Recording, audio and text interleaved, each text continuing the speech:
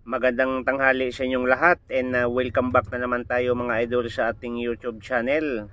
Mga idol, nais ko kayong anyayahan, no? Manood at mag-subscribe, pa-like at pak-share ang ating video at pakipindot ang notification bell mga idol. So mga idol, bagong topic na naman tayo tungkol sa Pilipinas Queens, no? So mga idol, mayroon naman tayong nahuli dito, no? So itong queens na to mga idol ay noong 1960. Ayan po yung nakaupo sa isang upuan, no? So 1 centavo. Ayan, makita natin mga idol. So 1 centavo ang nakalagay diyan mga idol.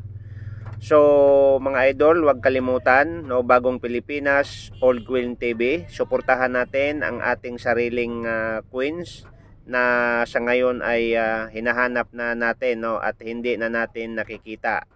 At mga idol, kung kayo po ay mayroong ganitong uri ng queens, paki-check sa inyong mga wallet at wag basta-basta ibenta. Itago nyo lang mga idol, dahil itong queens na to ay hangga't tumatagal at lalong tumataas ang kanyang value. So mga idol, itong queens na to nakalagay po diyan Central, ayan po, Central Bank of the Philippines. Mga idol, lagi nating tandaan, no,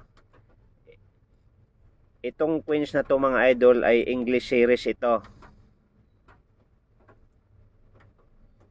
para malaman po natin, no. Yan po yan, no, yung queens na ito, no mga idol. So kung makikita natin, Bank of the Philippines, no, andyan pa rin mga idol, hindi pa rin nawawala yung logo ng agila, no, at saka yung isang lion, no, makikita naman natin, at saka yung tatlong star, no. Ibig sabihin mga idol, yung kanyang gitna naman ay parang sikat ng araw, no. So ibig sabihin, itong queens na to mga idol ay English series pa rin ito mga idol, nung kapanahonan pa ito ng World War, no. Okay, so mga idol, kung makikita natin 1 centavo, no, 1 centavo 1960, no. So pag-usapan natin mga idol, English series, no, and expensive na rin ito mga idol ngayon tong queens na to mga idol, no.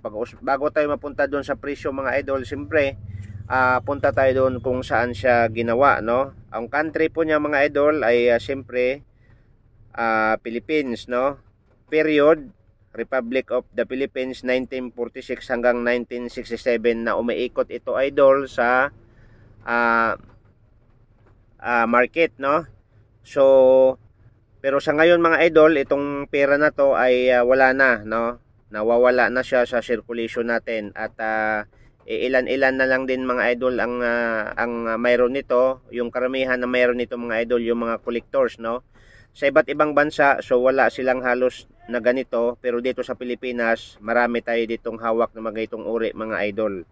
So ngayon mga idol, ang kanyang coin type dito, so circulation, siyempre queens, no, and denomination niya mga idol, centavo, 1 centavo, at ang kanyang year 1960, no. At ang kanyang composition mga idol dito ay nakita man ninyo ay hogany, o tinatawag itong bronze, no. Okay, ang kanyang weight mga idol ay 3.11 grams, no. Ang kanyang diameter, ang diameter niya mga idol ay 910 mm. Ang kanyang thickness 1.45, at ang kanyang mintage mga idol sa 1960, no, 1960 mga idol, ang kanyang minted is nasa 40 million pieces. So ibig sabihin mga idol ay rare, no. Itong coins na to ngayon mga idol, kakaunti lang ang ginawa, at wala na ito ngayon mga idol, no. Nasa 40 million pieces. So higit sa kalaman mga idol, itong coins na to mga idol, binibili ito mga idol sa bintahan, sa online, no, iba't ibang presyo. Kung sa Pilipinas mga idol ay binibili ng 75, 120, 223. Pero sa ibang bansa mga idol, ito ino-offer sa mga online mga idol ay binibenta ng $69.90. So ibig sabihin mga $70 mga idol, no, sa Philippine money. Mga idol, nakakahalaga po ito ng 3,726 pesos, no, ang bawat isa. Kaya nga kung ikaw yung mayroong hawak nito mga idol, please check the wallet and pakitago sa coins na to dahil ito po ay tumataas po ang kanyang value ngayon, no? Biro mo mga idol, $69.90 ang bilihan nito. Sa Philippine money ay nasa 3,726 mga idol. Totoong presyo yan mga idol ha. Hindi tayo katulad ng mga iba na nagpapresyo ng mga coins ng ganung kalaki. Basta ang atin mga idol, nagbe-base lang tayo doon sa online, doon sa Google, no? So binibase lang natin yung presyo. Pero sa mga auction mga idol sa ibang bansa, hindi pa nakakakita nito mga idol sa auction na mayroong nakapagbenta ng malaki.